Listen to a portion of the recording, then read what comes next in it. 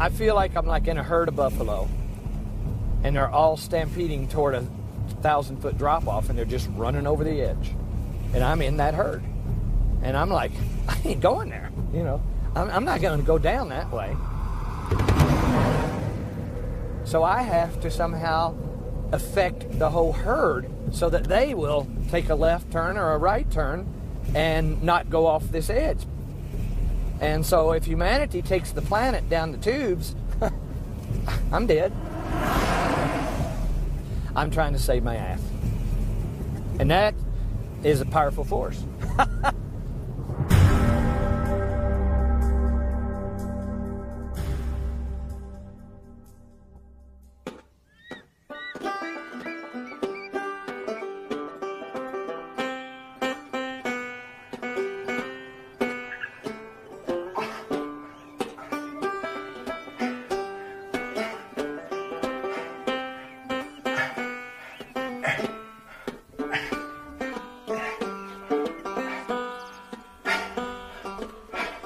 Wonderful, inventive, unique person who looks at life in a different way from most people. Yes, always full of ideas. In fact, when Mike becomes quiet, you know that there's an idea hatching. Ahead of his time, unusual, likes to do things his own way, stubborn.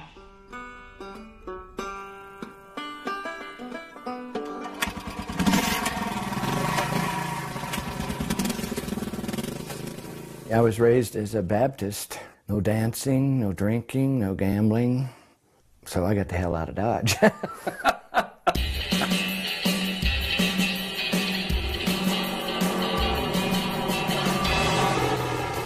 I went to architectural school in the University of Cincinnati, took all the architectural courses, got my degree, and I began right then to think that architecture as it stood then was worthless. Had nothing to do with the planet. It had barely had anything to do with people and what they needed. I love to draw, I love to build, but the profession of architecture is nowhere near addressing the issues that we are faced with. They have the opportunity to really guide us and take us to where we need to go. And they're not. They're taking us where we don't need to go. We're running out of oil. We're running out of water. We have global warming. Population's expanding. For many reasons, we don't have time.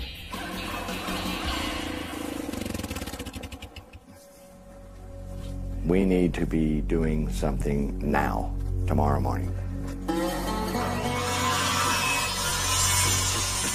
Did you get your black water under control? Yeah. All right.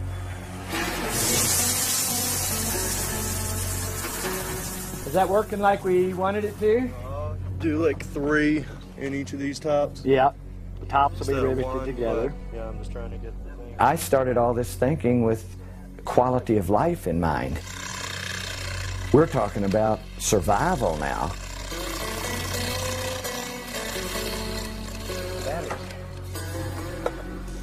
And it's all good. So it's 24.5 with no sun and power being used.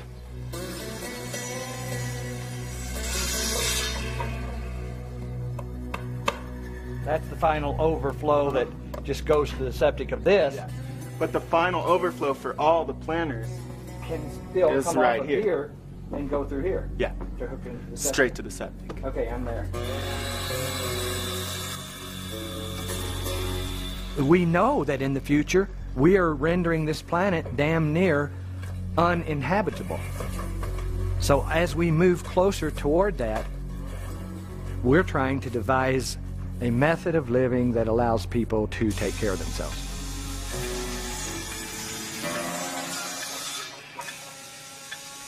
The Phoenix.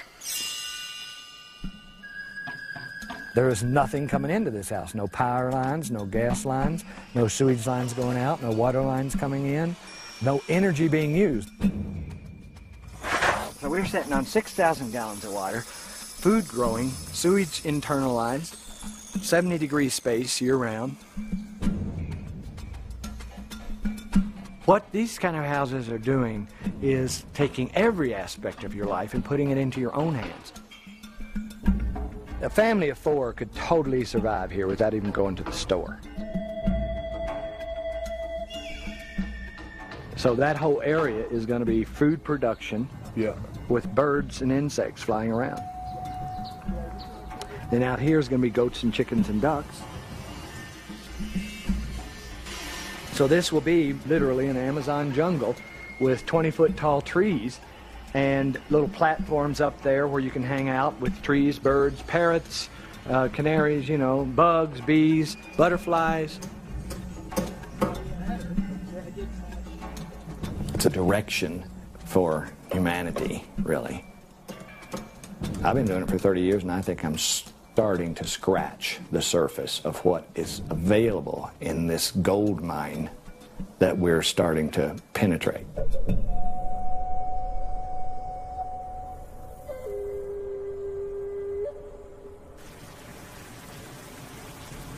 K-Town Solar 1019, the world's most powerful solar radio station, and it's time to open up the sports page for today, and I got to tell you what a wild, and I mean wild, week it was in high school football playoffs over the weekend. 2 of the most shocking results, I think, in the history of high school football. Mike's biggest obsession is work. Definitely work. And I wake up in the middle of the night to get a drink of water or something. There's Mike laying there, staring into space.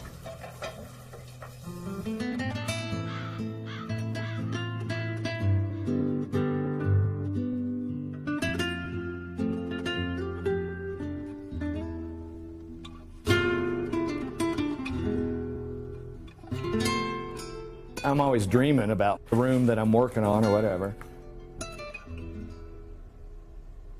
I was sleeping, I had a dream, and I just saw this seashell type shape that you would walk into. But then I took the sketch to Ted and told him, you know, I just dreamed this, Ted, and here's what I'm trying to get. And I made pictures and everything. And then we talked about how to do it, and then Ted made it happen.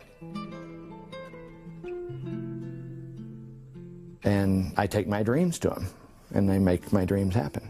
And then it becomes their dreams too.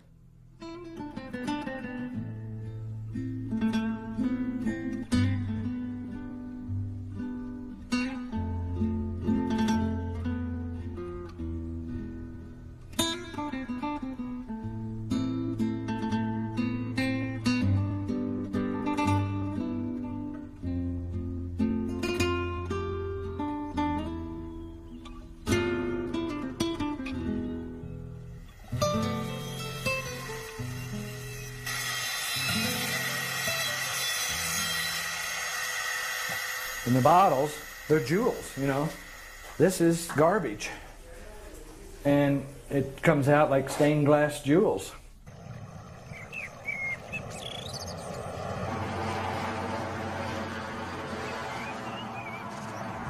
My dad saved everything. Mayonnaise jars, milk cartons, keys. He saved everything in the basement. And you go down there, and every mayonnaise jar that we had ever used was down there. He didn't know what to do with them. He didn't really have uses for them. He just said, that's too good to throw away.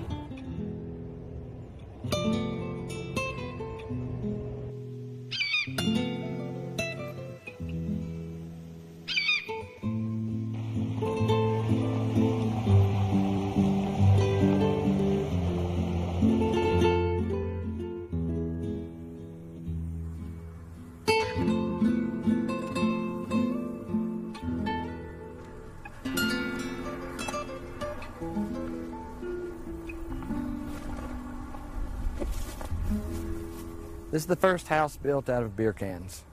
It's called the thumb house because it looks like a thumb. See, it's actually in as good a repair as any of the ones after it. But see, there you can see, there's still, you know, that's the beer can building blocks right there. We made houses with bricks in my world.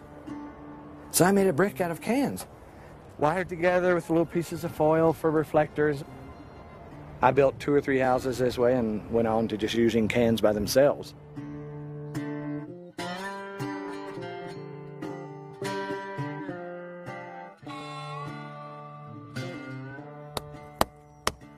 a solid wall 35 years later. First hint of the beginning of orienting windows to the south. I was just getting aware of the fact that you can get some solar gain into a room by doing this.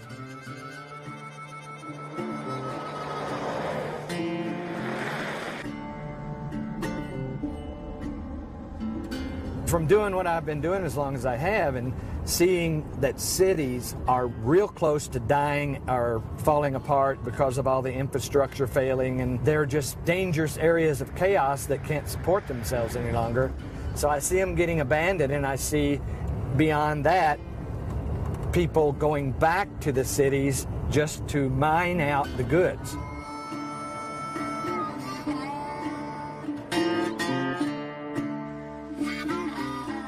What else do we have on this planet that we throw away and we have it in abundance? Tires. Tires were resilient and thermal and super strong and didn't take cement, and you know, you can build a whole tire wall with dirt and a shovel and tires. He's totally obsessed. He's very one-pointed, very single-minded, and yeah, he has very strong focus for certain things. And we beat the earth into the tires with sledgehammers, and it was really tight. It was like a compacted 90% brick. In the early 70s, they're talking about solar and trying to store thermal mass in houses, and I'm getting a bit of a consciousness of thermal mass. Beating dirt into tires was mass. Mass holds temperature. And I'm like, oh my God, this thermal mass thing is intense. I mean, it's like, man, it's powerful.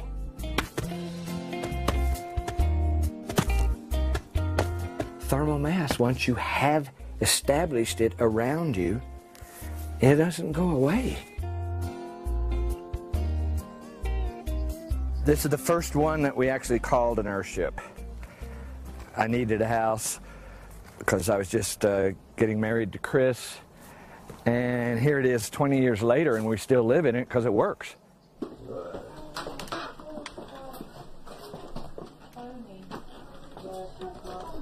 Very simple, easy to build. That's all beer cans plastered over. There's no doors, there's no wall. It's basically a series of U-shaped rooms, all connected with a greenhouse. All of the glass is facing the sun, and the low winter sun comes right in and floods the house and is absorbed into the massive walls of the tires and just stored there. Just heating-wise, there's just no heating bill. There's no heating or cooling bill here. We have a fireplace. We use it on Christmas. And that's it. It's a big deal to get ready for winter here because you can die because it gets 30 below, even 35 below 0 Fahrenheit here. Your tongue can freeze to your lips if you aren't careful. It gets that cold. And here we've been living here almost 20 years with no heating system. That takes a huge bit of stress off of the person, but it also takes it off of the planet.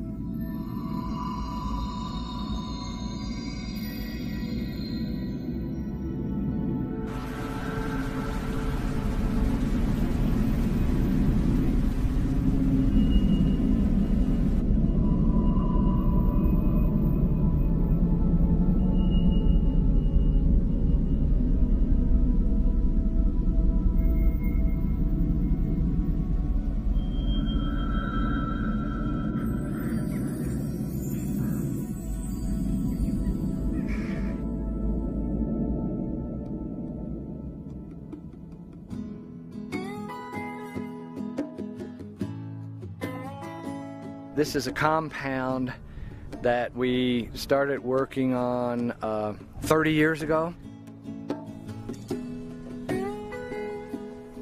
This is like a little testing site, really.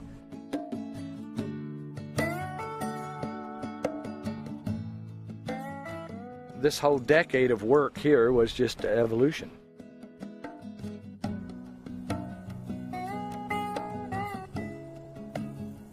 You couldn't worry about what it looked like, you just wanted it to work. Then we built a giant windmill here that's been taken off of the building now, and it worked so well that we had to build a building around it because it was about to take off. It made a huge amount of power. So all of these buildings just represent trial and error experiments and a learning situation.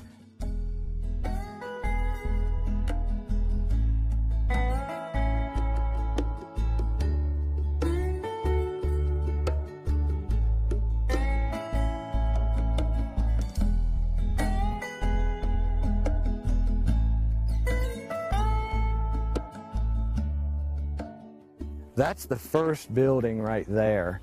They call it the grandfather of earthships because it was the first building that really tried to put it all together. This was the first absolutely off of all grids building that we did, and maybe first one that was ever done.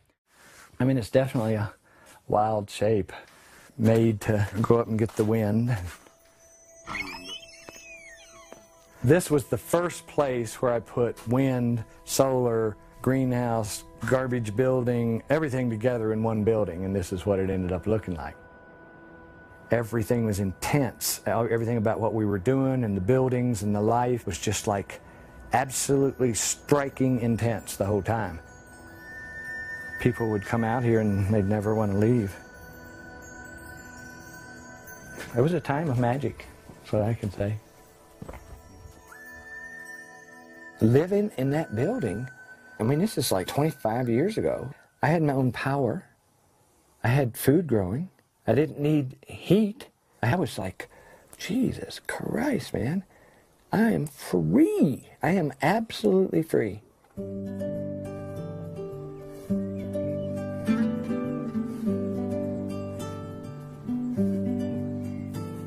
The state of mind that that put you in. You can get up in the morning and you own your life. I can do whatever I want because I don't have to do anything to stay alive. We have the potential to enhance the planet. Trees enhance the planet, though people could go way further.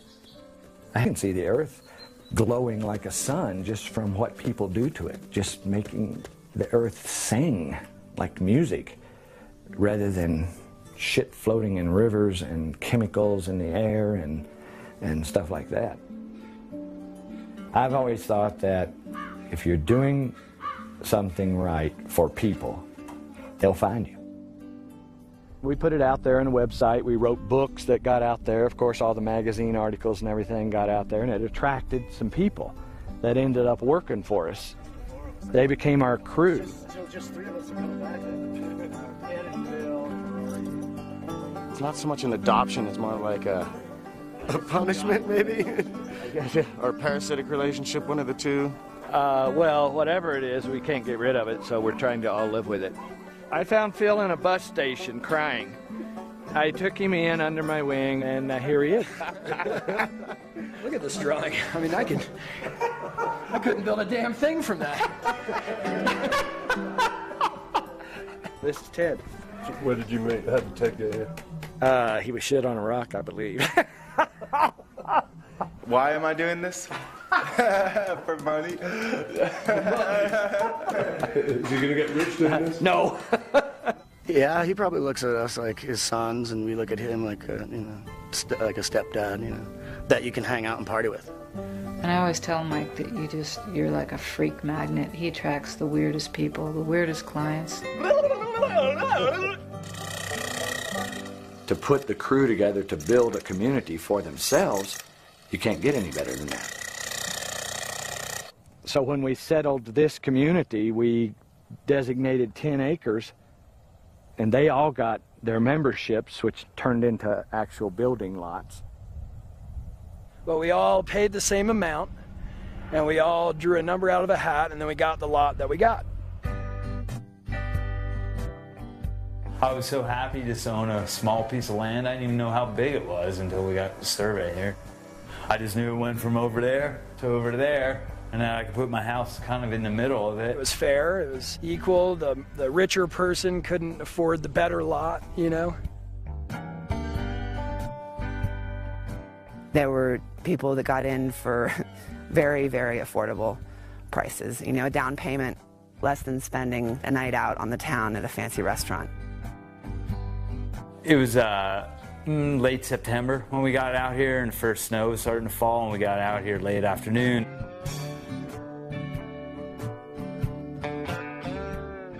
Yeah, I was trained as an architect and then graduated and chose to live in a dirt hole and build a house around myself.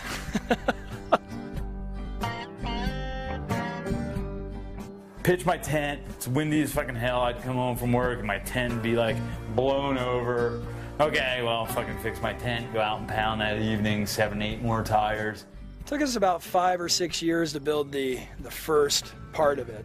And then we've added on, of course. But, you know, we did it on weekends and out of pocket. So in about 2 months, I had my main U walls up, my tent right in the middle, blocked from the wind. I was like, this is fucking fantastic. You know what I mean? It's just like, I got a wind block. We lived on the site in a little tarp structure in the bottom of the excavation here. Living in dirt, living in an uninsulated space. My water would freeze overnight. I mean, I didn't have a flush toilet until this February, 11 years later. I was inspired to build my Earthship by watching the amazing people around me who were doing it when they were pounding tires and living out of tarp tents, making spaghetti together on rainy nights and playing guitar in upside-down wheelbarrows for chairs and having bonfires.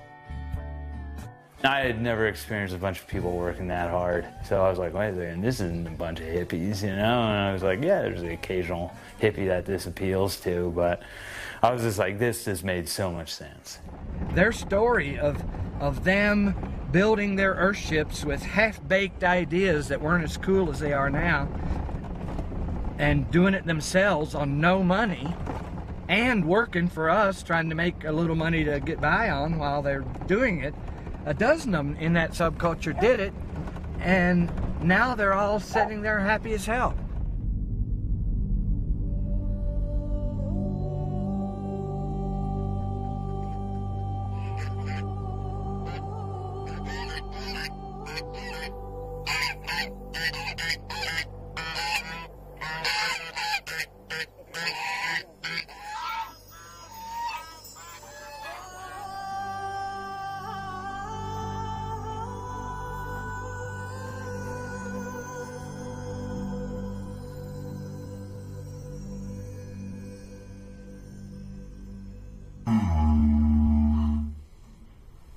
I was gonna say because we have spiders in the house. She doesn't know the difference between this house and a conventional home like that I grew up in. But it's just part of her that the house takes care of her and supplies power and heats itself and has plants that provide food, and and the water comes from the roof. She knows all that, and she thinks that's the way it is, and that's the way everyone needs to think.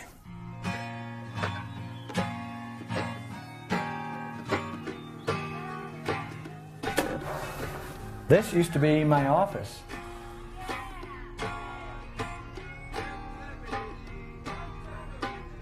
It's really probably about 30 years old.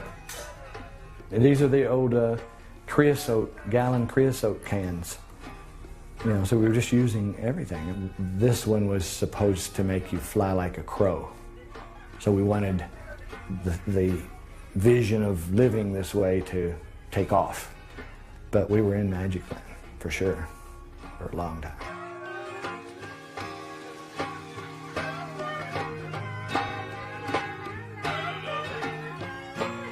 Somebody's got to be outfield.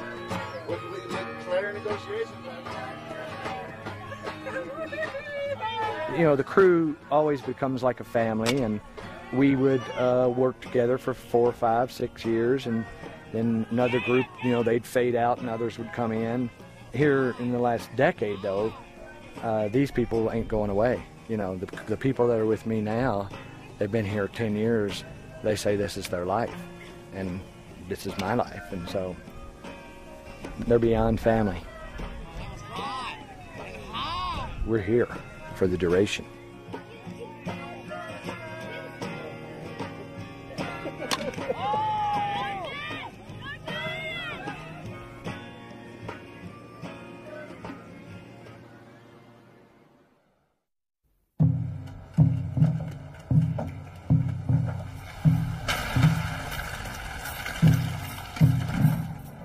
You discover gold in your backyard, you have to work to keep it a secret.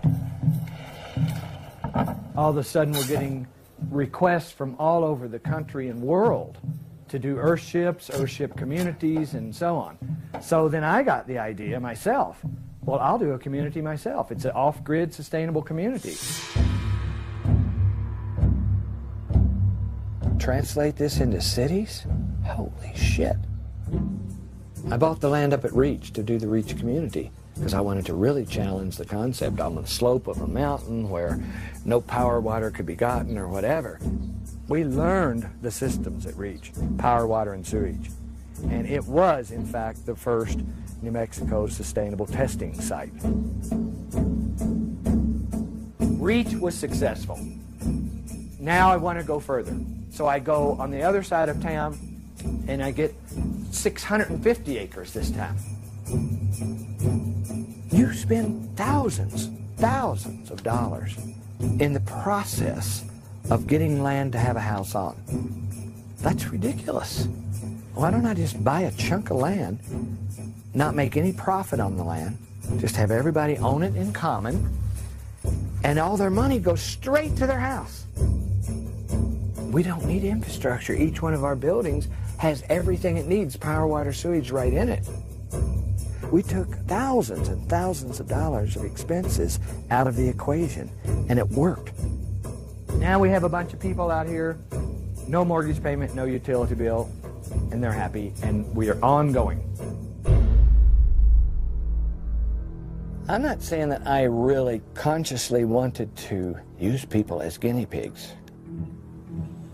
But I was using a life situation as a guinea pig in a sense because it could not work out for you.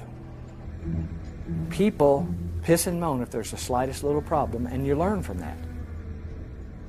If they're all complaining about it being too hot or too cold or not enough electricity or not enough water, we're going to learn and we're going to fix it.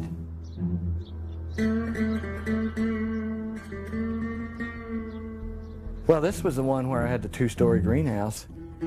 It originally had a sloped front face on it, which just basically caught too much sun. And it was too hot.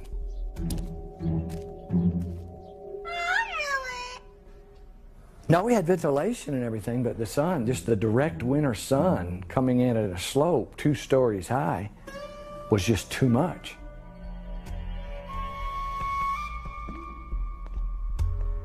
Some guy wanted to buy the house. He's a rich kid who came out here to just be in the wilderness and said, I'll pay anything for it. And I said, okay, I'll have you sign a release that it is an experimental house and you can buy it. Calls me up like a couple of months later and has me come over. Says, will you come over? I got a problem.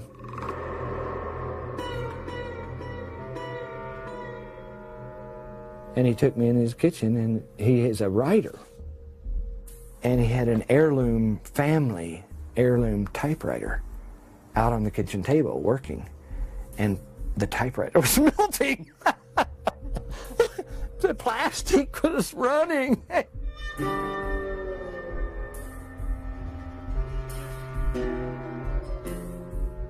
I learned that this is powerful. You know, I want to learn to control it. You know, I'm just glad I didn't kill anybody, you know, fry a baby or something. You know, fuck.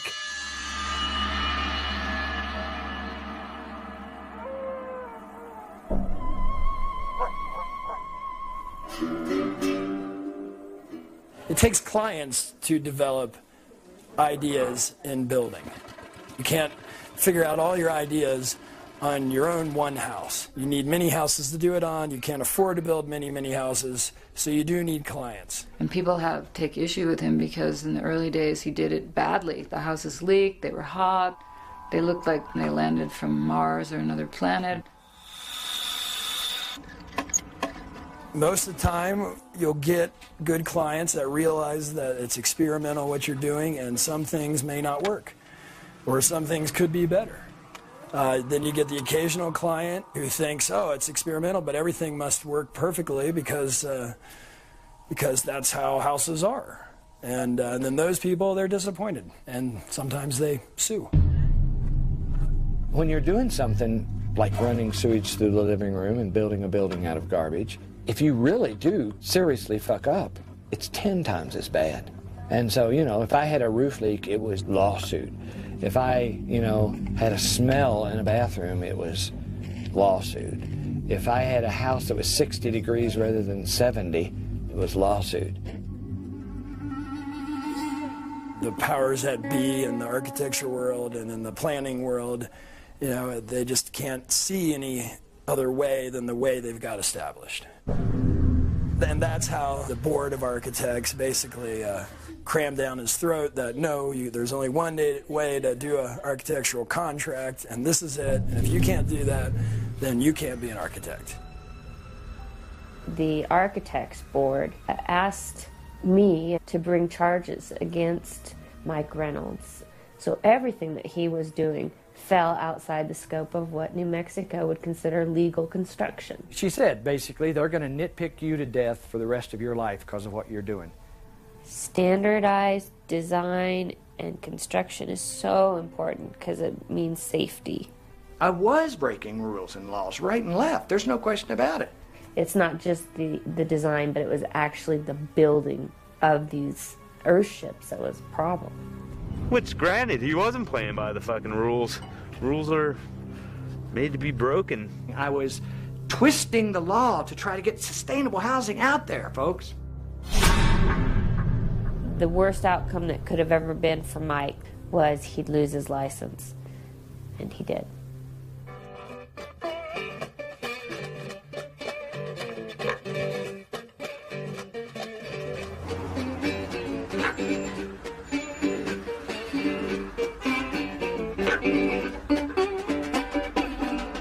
Every time we stuck our head out of the foxhole, we're getting our fucking face shot off. And the county writes me a letter saying that it has come to our attention that you have developed 3 communities which may be in violation of one or more of the aforementioned regulations. And here I was breaking every law in the book, and I said, well, Fred Navarez said I can do that. Well, he's dead. Who the fuck are you? Suddenly, there was a change of planning regime, and within a few weeks' time, everything started to go really badly for the company and for the community.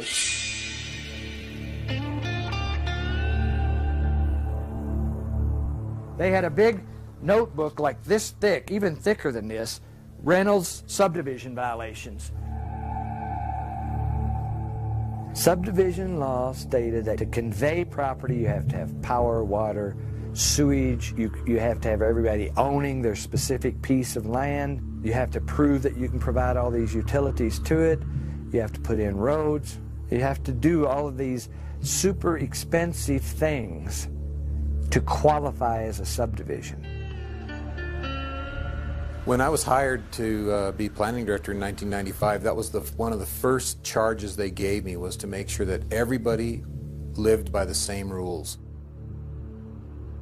They didn't put any roadways in. There's no service, no water. They didn't put anything in. And the state legislature at that time just said, okay, enough is enough. We filed 5 subdivision actions at the same time. He came out with his code enforcers with guns on. I mean, they shut us down.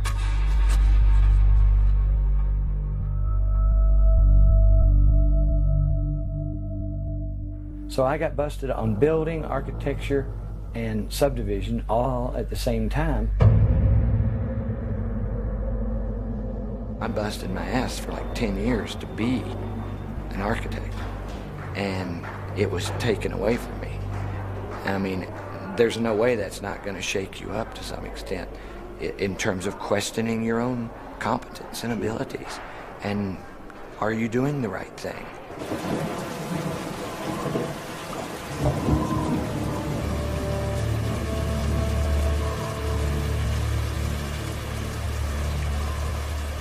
We fired the crews, and we're down to 2 or 3 people. And job sites were shut down, and people that were waiting to build, their permits were denied, even though the county had already cashed their checks.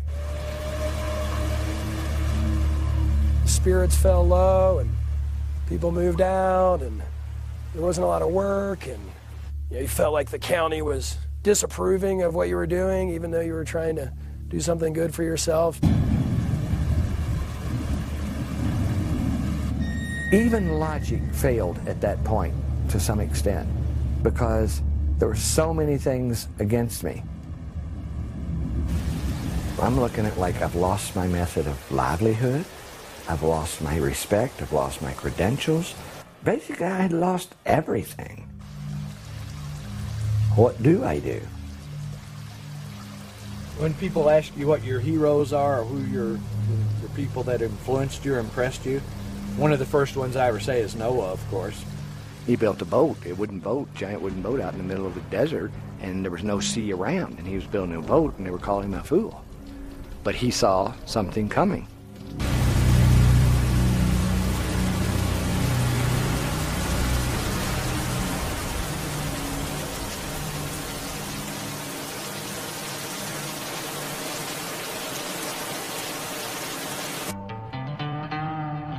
He didn't draw for 2 years.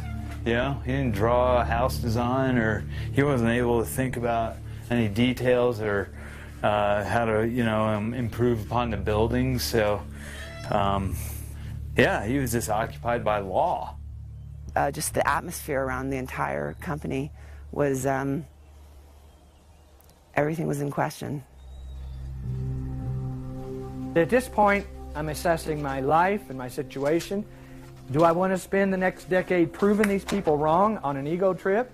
Or do I want to, however I can, prove sustainable housing and building? I went in with my tail between my legs. I said, what do you want me to do? And they said, be a subdivision.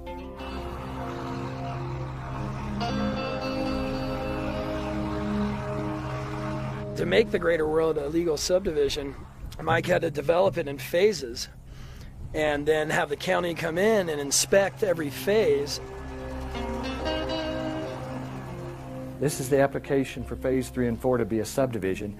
We have to provide 14 copies of this. Archaeologists had to walk the land and look for arrowheads. That cost $20,000. And all they did was walk around and pick up arrowheads. Engineers had to engineer the terrain and make diagrams and drawings that nobody ever uses. That was $14,000. Just endless horse shit.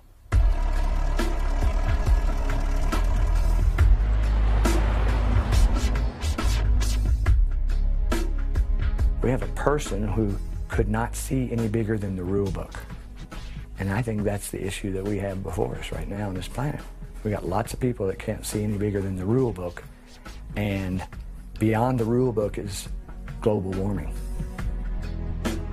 The amount of expense and time, I mean, it was years of his life and other people's. It took us 7 years to completely get the entire development open again.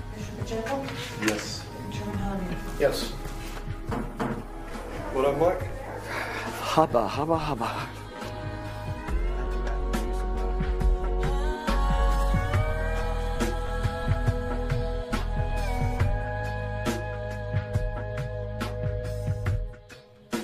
All of a sudden, I went from a turd in the punch bowl to, a flying fish.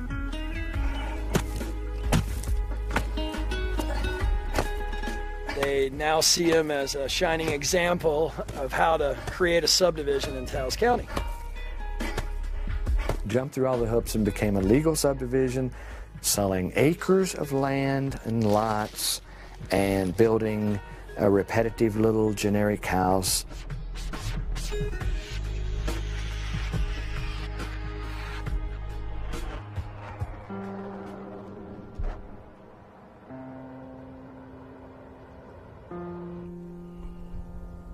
For a period of time there, I was not exploring, I was not evolving.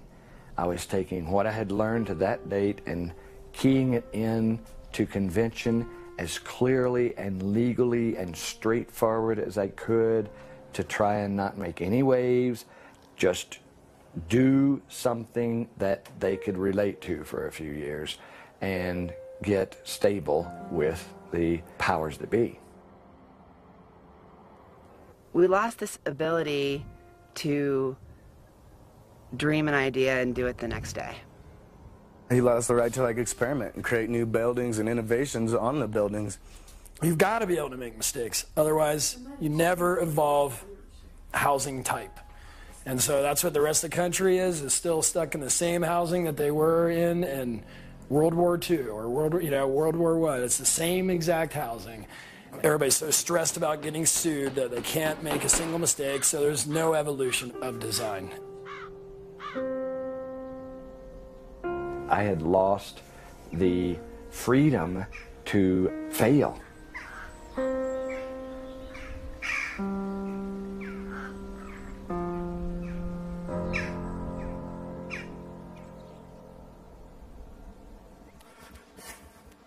We're facing a future where we're really going to, on an individual basis, going to have to take care of ourselves.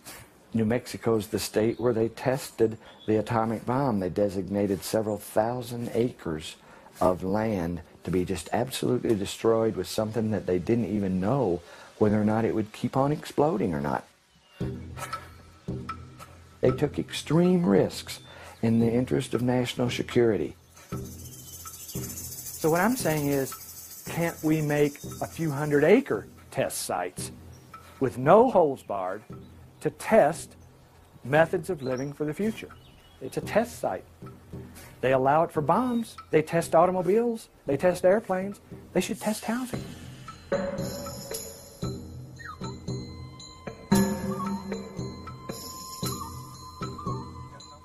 At this point, then, I began to realize that we needed a change in law and legislation to open the door for these kind of things to emerge. This time I wasn't going to fight the county. This time I was going to fight the state.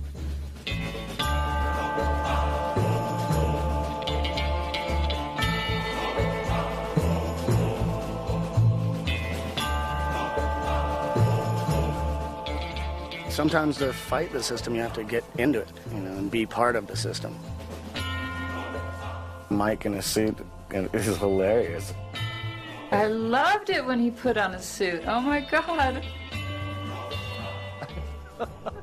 I think it's hilarious. I think it's great. I think he looks like a homeless car salesman or something. It's fun to see him get up in there, though, It's like a thumb in the butt of, reality right there. I'm not a screaming, flaming hippie trying to badmouth the existing system. I am a part of the system.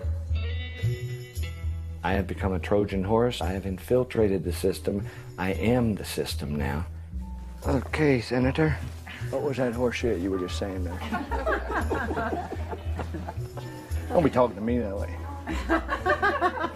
I've crawled up their asshole, and I'm going to change them from the bloodstream.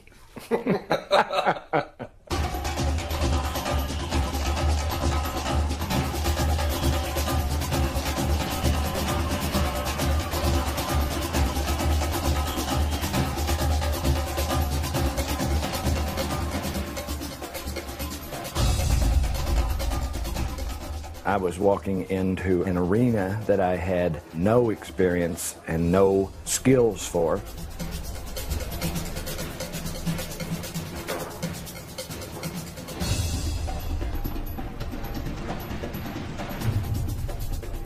It's an extreme bill. It's an extreme thing to give citizens the right to step outside the law for 5 or 10 years. But outside the law is the place where the information lies.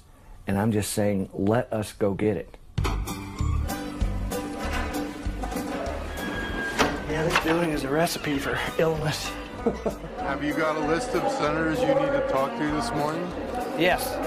I'm just going down the list. No, Except see. I'm not going to Make sure you get to him. Martinez and Grubasek. And see if you can talk to Lorraine.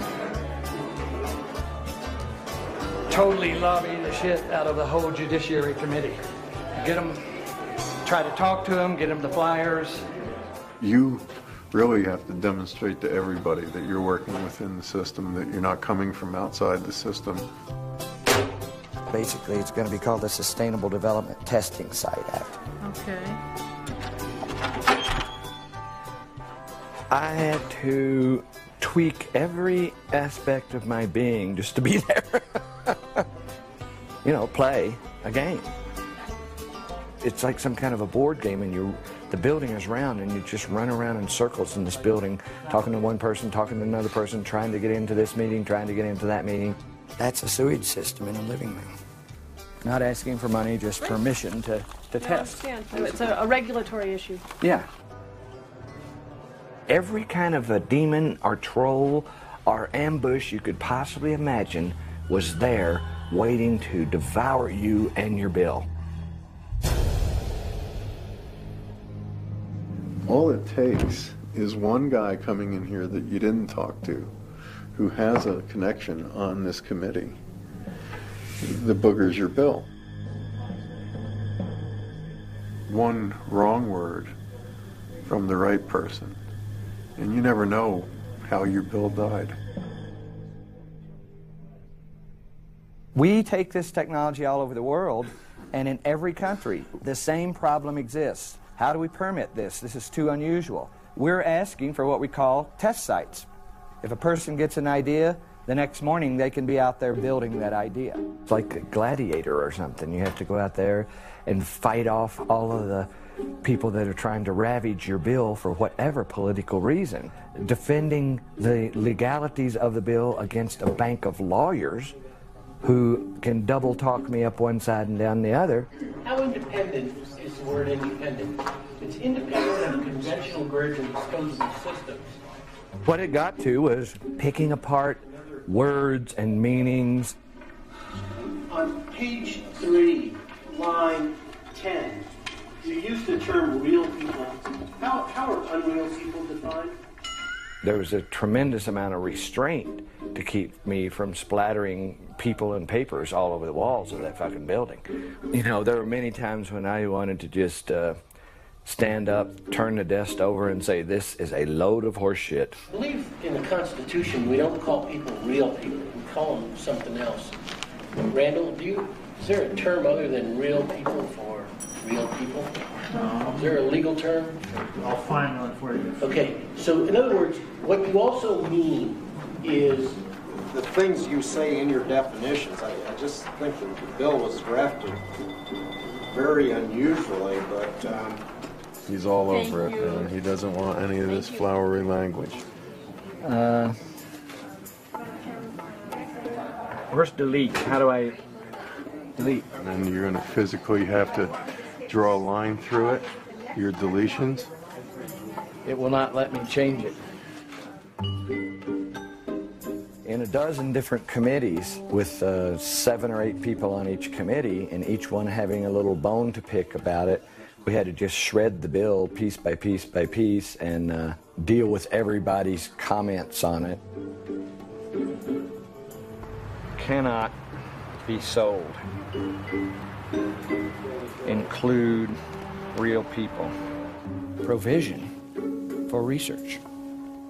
They were making destructive criticisms just to stop it because they just didn't understand the need for it. The bill drafter, Gary Carlson, was the one who had to piece that all back together. Me again. 1,000 more changes, right? No, not 1,000, like 8, he just got tired of seeing it over and over and over again come back for redraft. But they're minor. They're like one word. They're little crafty things. The whole attitude of the whole thing was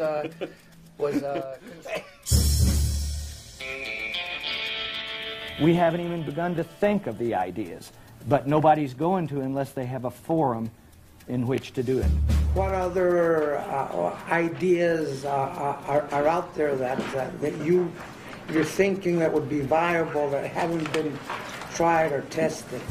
They were just trying to get their brains around this bill, so I had to like pull answers out of my ass, really.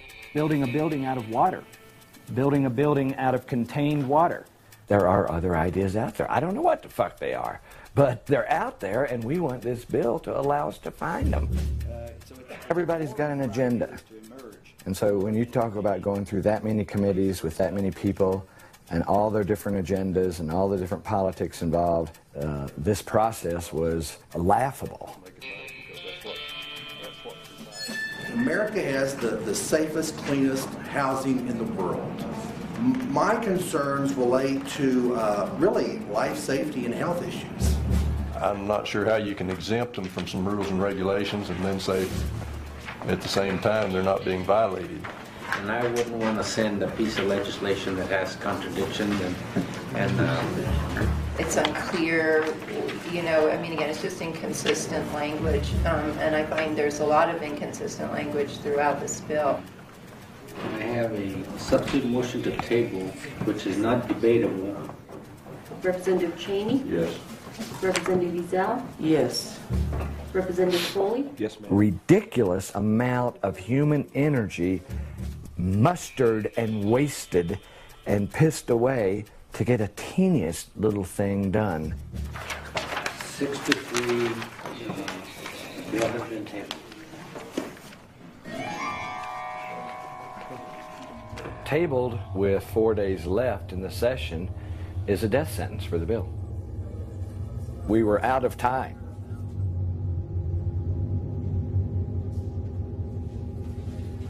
The dream would have been to have an inside connection to this one committee of lawyers, Judiciary Committee. If we could get advice on how to get through that committee, we would have a chance. Thank you. It would make it easier for people to choose to develop sustainable methods. That's the crux of it. How do we know that these aren't just a bunch of hippies getting together to set up some kind of commune and not really doing anything but just sort of, you know, talking the talk, not walking the walk? If this were to take off, then the utility companies are somewhat threatened by this because there are alternatives available to people, and they're no longer feeding into a system that obviously is pretty money hungry. So how do you answer that? Actually, the utility, Kit Carson Electric up in Taos, likes me because I can get power to people that they can't, that they just don't have time to deal with and run the lines and everything. So right now it's not a problem. It takes vision. It does. My mom, when I was a little girl, she gave me this card, this tiny little cat that turned into a big line. Said, "Think big." You think big, and I appreciate that. Thanks for the help. I'll see what I can do. That. She's the first one who really tried to understand the bill. If I can persuade her to write a good analysis of it, it's in. Isn't that true? Yes, I know. Okay. All right, so you're going to come back with me in an hour? So, you know, now, this language here. Structures and systems that inherently produce utilities and life support systems for any... It's too woo-woo. We got to redraft it so that it sounds more credible, more legitimate, more in line with conventional thinking. It's a natural entity. Initiate, let's say that, benefit generations. Okay. On a quick update, I think it's 60-40 with Z. Let's see how good she is.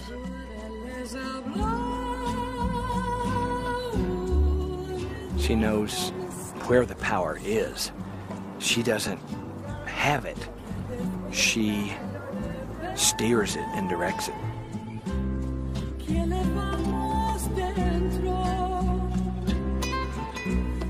She went to every representative on that committee, no matter where they were, in session or whatever, and pitched the bill. You know, she worked these people. She worked each person on the committee and won them over one at a time.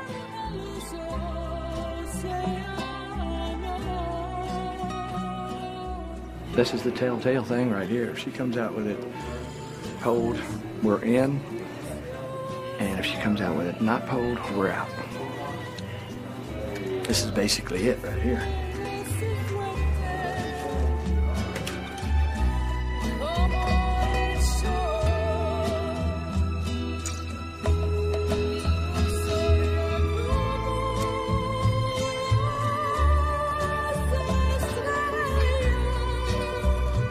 Now we got Mimi, we got Gail, we got Al Park, and Balderas was there too. They talked to Balderas. We got 4. That woman is fucking amazing. Hubba hubba. We got it. Huh? Tired now. Oh, yeah. It's pretty good too, 9 to 2. Got out of judiciary 9 to 2. It might just make it. There's not any obstacle left. There's just time now. We were 3rd on the list, on the schedule. We made it to the floor, ready for the vote. Madam Speaker, I asked him a question, and there's a difference between yielding the floor and asking a question. You said you would yield to the gentleman from McKinley, and we are waiting for his response. Madam Speaker, we want to call the House, please. State Police, will you please lock the doors? We asked for a roll call, Mr. Speaker. You got the roll call. Mr. Speaker, we want to call the House, please. Call the House. Sergeant at Arms, get Youngberg. Will you please lock the doors?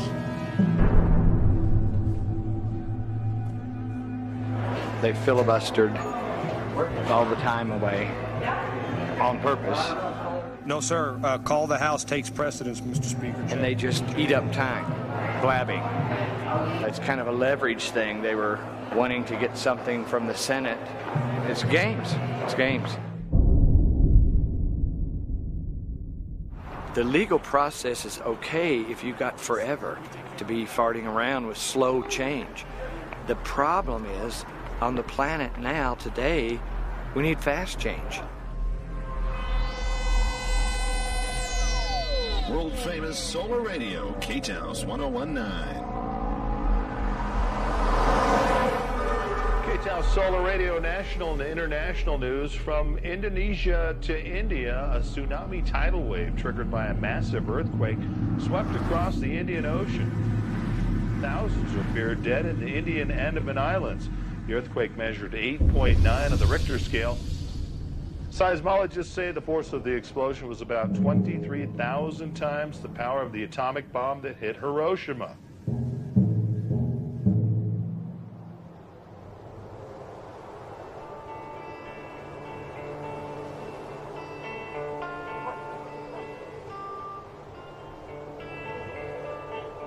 Group of architects from the island group of Nicobar, which is right in the center of where it happened, asked, could we do anything? And after a month since the disaster hit our islands, it is time we did much more than just food and medicine distribution. The need of the hour, as we see it, is 3 major components: shelter, sanitation, and clean water.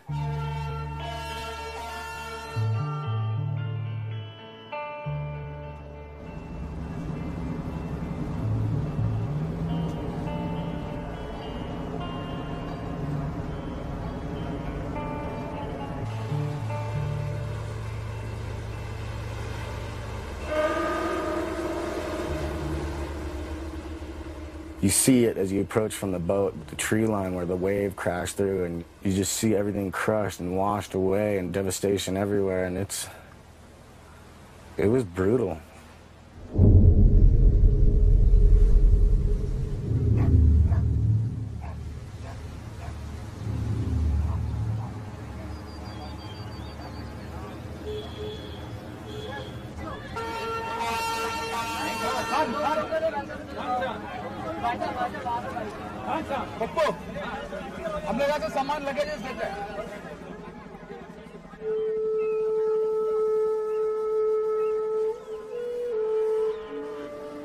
Just don't really see how it could be much worse.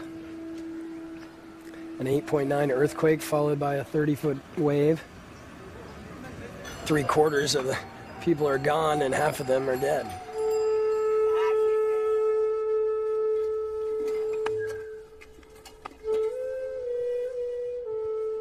God play the game for half and 1 hour. All are destroyed. Not very long. Not very long. It's a game of 1 hour. It's finished, man. Nothing.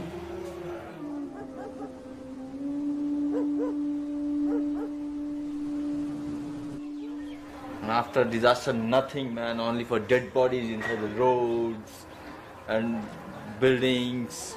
Only dead bodies for child and women, girls. It's like a bomb hit. Holy shit. Concrete is shattered.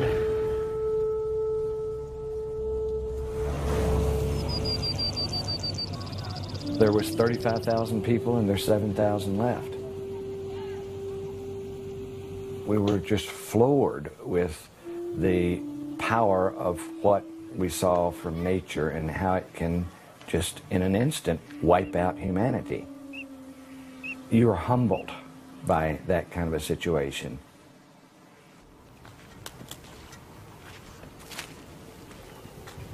This is my house. That's your house? Yeah. Only this place alive, only is myself, I think, right now. I'm here. Wow. So you've lost a lot of friends? Yeah, a lot of, all our friends are gone. They're all gone? All. Yeah.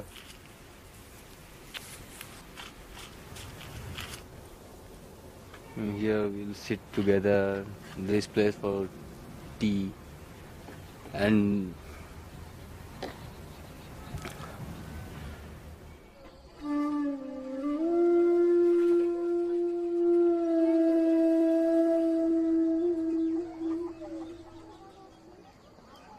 this is the corruption, this is the heroism.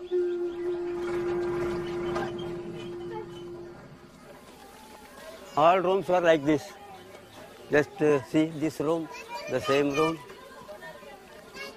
How can live a family in this room without bathroom or without this small space backside or front side? This is the matter, nothing more. 4 or 5, 6, 7 family members are living in this room. Yeah, I also got like this room, but I am sleeping in the road. How I sleep here? Much better than the public road.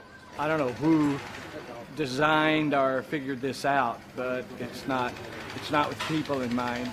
It's not sensible. It's a joke. This is not a solution. This is a mess.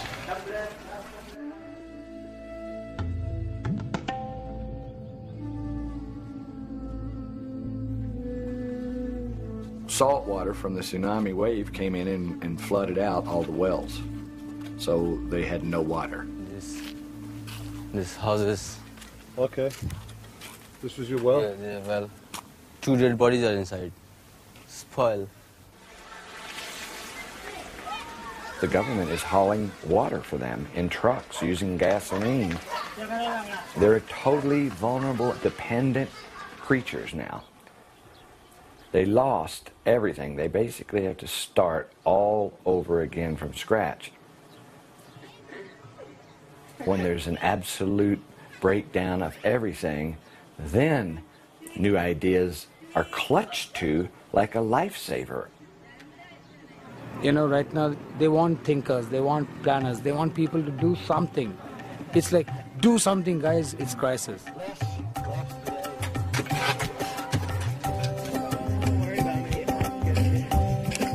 What we're trying to achieve is low-tech shelter, but very strong for earthquake, that uses local materials to make shelter that catches water. And the whole bamboo structure is independent of the tire structure, so the tire structure could shake and the bamboo would slip, just sit there and slip. Do you think this can withstand a 9 Richter earthquake? Yeah. It's like this. You like him? There you go, yeah. Oh, yeah. Good job there. Not bad. Yeah.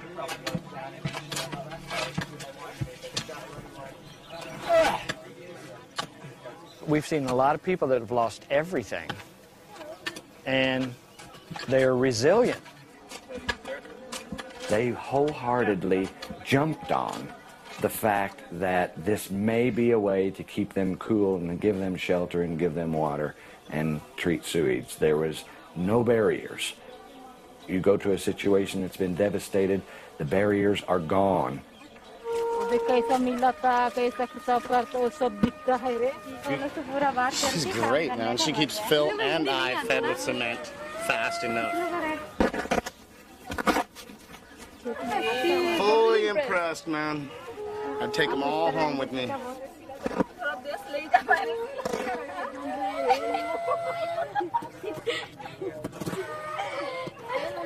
1 rupee per bottle.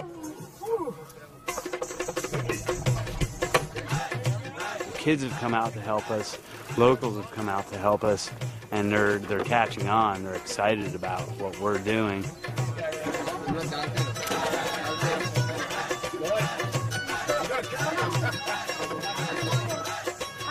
बड़ा मनता बड़ा छोटा इसको बड़ा उसको छोटा बोलता छोटा मनता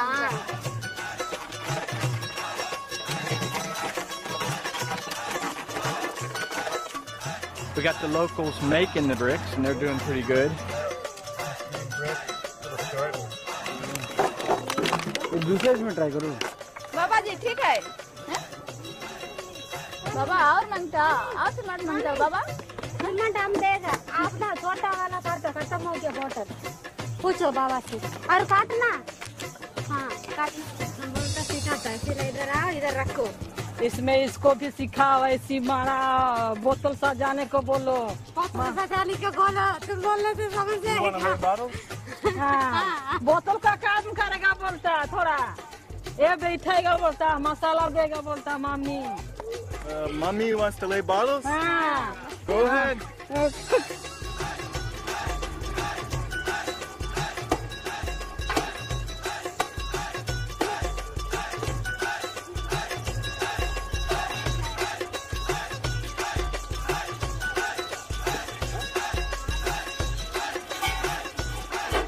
सब इसी के अंदर इसको सेल्फ सस्टेनेबल हाउस बोलते हैं जिसके अंदर मतलब सब कुछ खुद का होगा बाहर से कुछ लेने का जरूरत नहीं जिससे कि पूरा घर का पानी सब कुछ हो जाए मतलब पीने का पानी भी इसमें से निकल सकता है So what is this?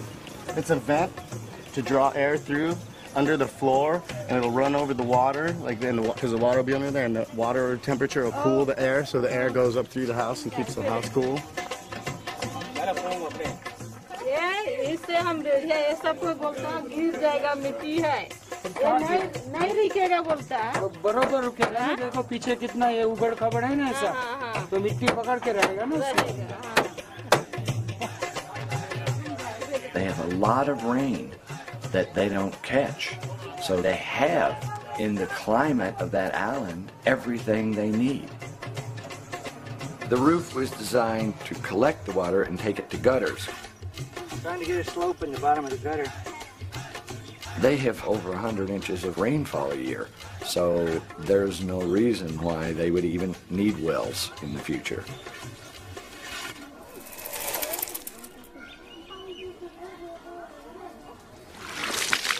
Hubba.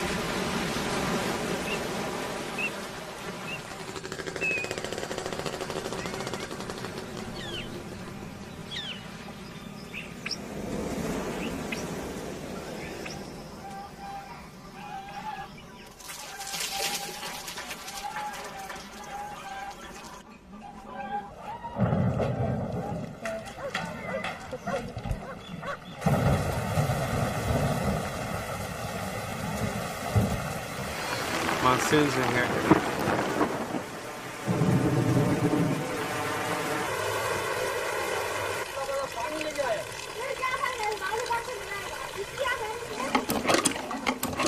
Are we catching water, Mike? All right, so it catches water. About 10,000 liters of water stored. Yeah. No need for a well. No need for a well, absolutely. That's cool, isn't it? It's a lot of water. So it's like two umbrellas. Stop the sun from heating the second roof. Here it doesn't take 2 or 3 sentences to these engineers to say, look, we can build out of plastic bottles. We can build out of glass bottles. We can build out of tires. They get very excited. Tell him we might make some real easy to follow, step-by-step drawings of how to do it. It was great. It was fantastic to see something happen in 14 days when in 3 years it still couldn't happen in a developed country. Okay, Michael. Hey. Thank you. As opposed to a building that is flat. The force of the tsunami is hitting it full on. When it's round, it's split. Purely using the local materials, the worn-out tires, used bottles, empty bottles, beer bottles, round bottles, and the used splash bottles, plastic bottles. We gotta like beg on our hands and knees to build these in America, and here they're loving it and wanting us to do it.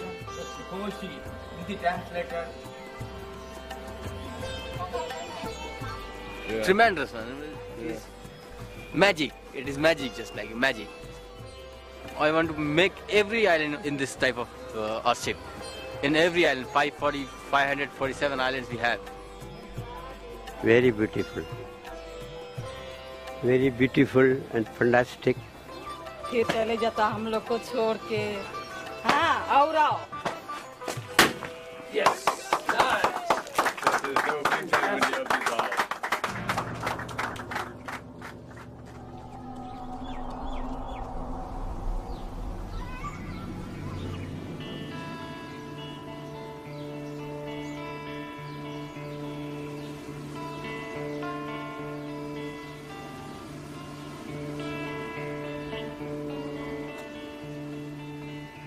When you see how open people are immediately after a disaster, there's a real difference in the people and the opportunity here and the people and the opportunity in the West. It's almost like a disaster has to happen to cause the rest of the world to start preparing. And then it'll probably be too late. Nature can absolutely wipe out people.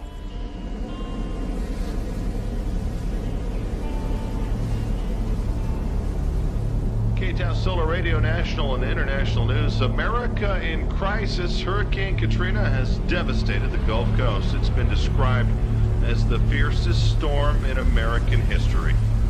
People are dying. They don't have homes. The city of New Orleans will never be the same. The vast majority of New Orleans, Louisiana is underwater.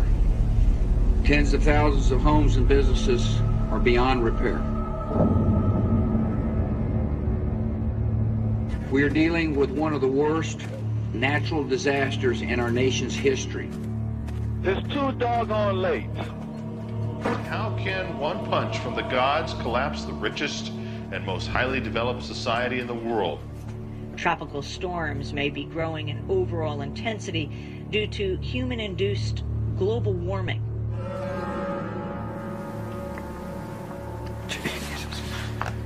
All of a sudden, the storm is not a storm. It's the end of days. I was almost getting casual, and there's no hope for that now. There's no way to get casual. It's like an emergency.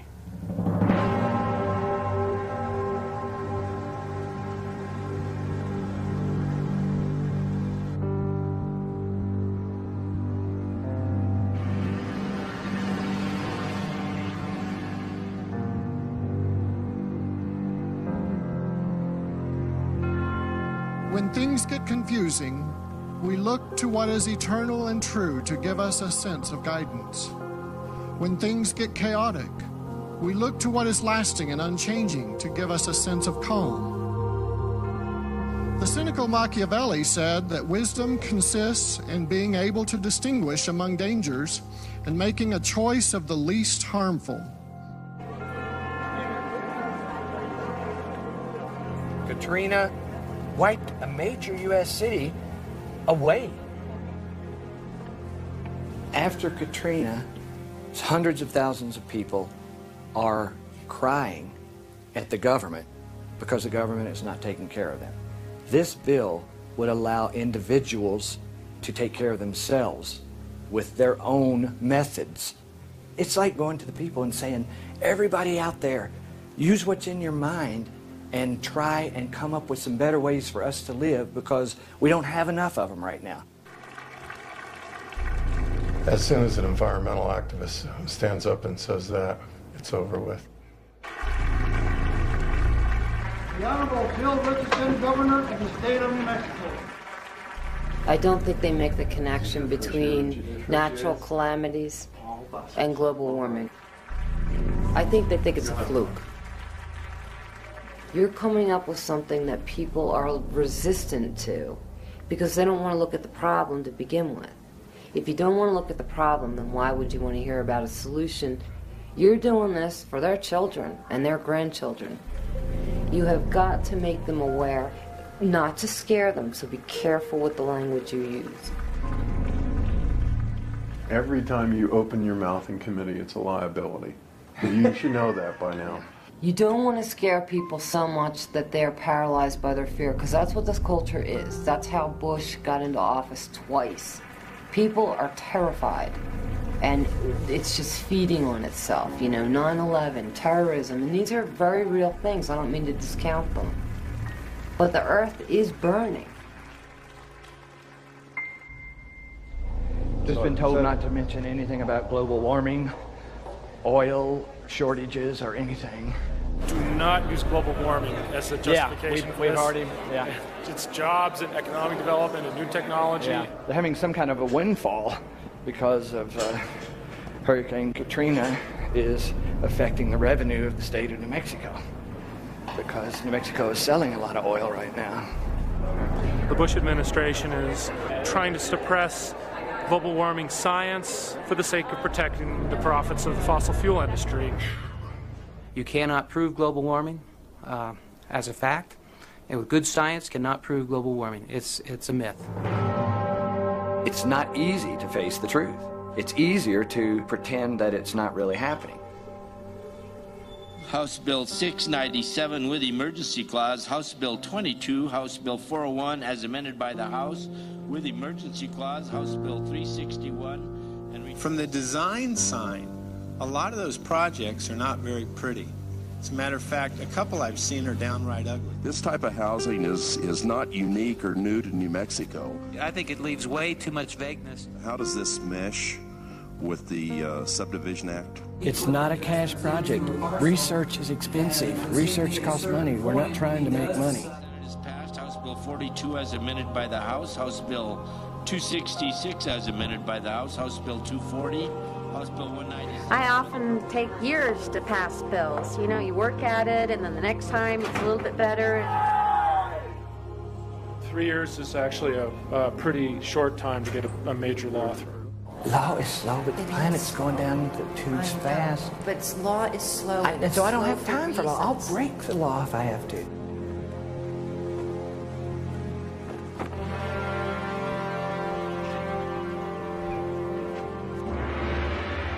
Politics does slowly grind things out. And that's fine if we had hundreds and hundreds of years on this planet. We have decades left on this planet of life as we know it. And American politics is a fucking dinosaur that is not going to make it. It's just going to come to a grinding halt.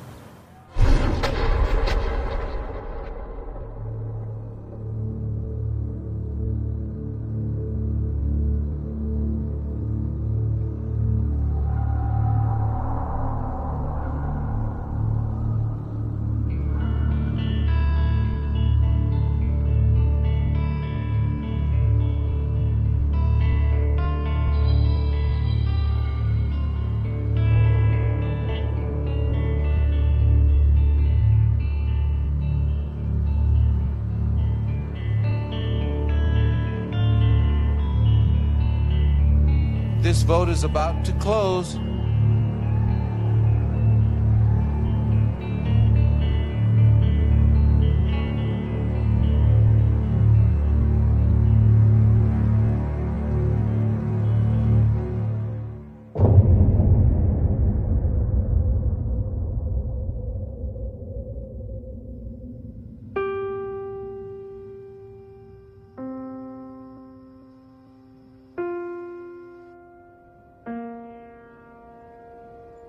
The American dream, in my opinion, is in the toilet. It's history. It's gone. The American dream is now, how do we survive the future? It's not having an 8-bedroom home with 11 bathrooms. It's not having a career and a lawn and all of the amenities. It is simply, how does our children and our children's children even have a chance at life?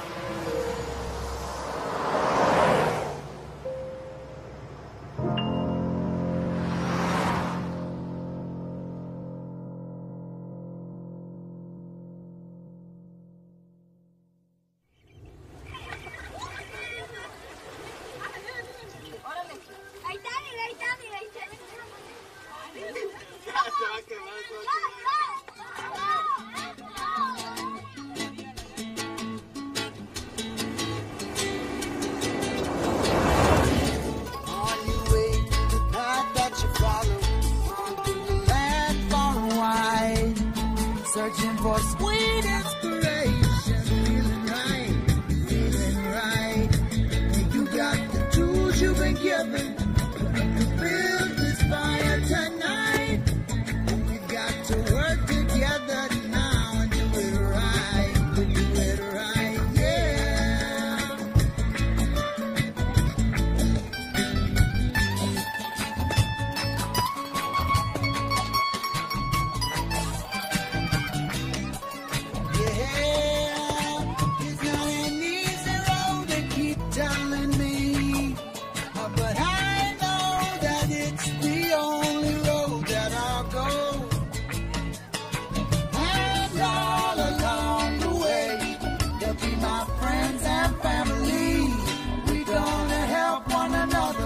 Sister, my brother, right on. Yeah, gonna help one another. My sister, my brother, right on.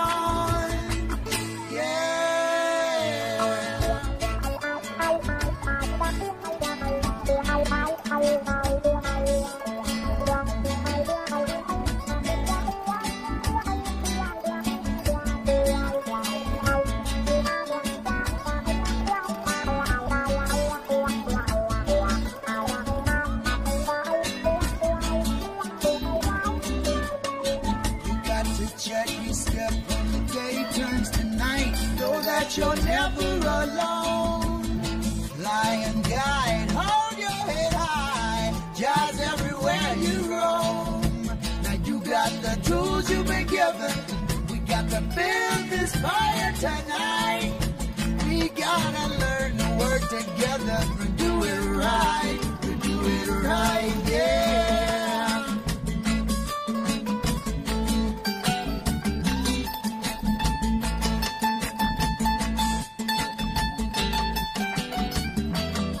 Yeah, it's not an easy road, they've been telling me, but I know that it's the only road that I know.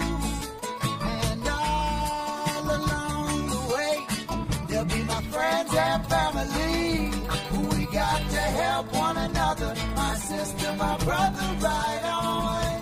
Yeah, gonna help one another, my sister, my brother, right on. Yeah.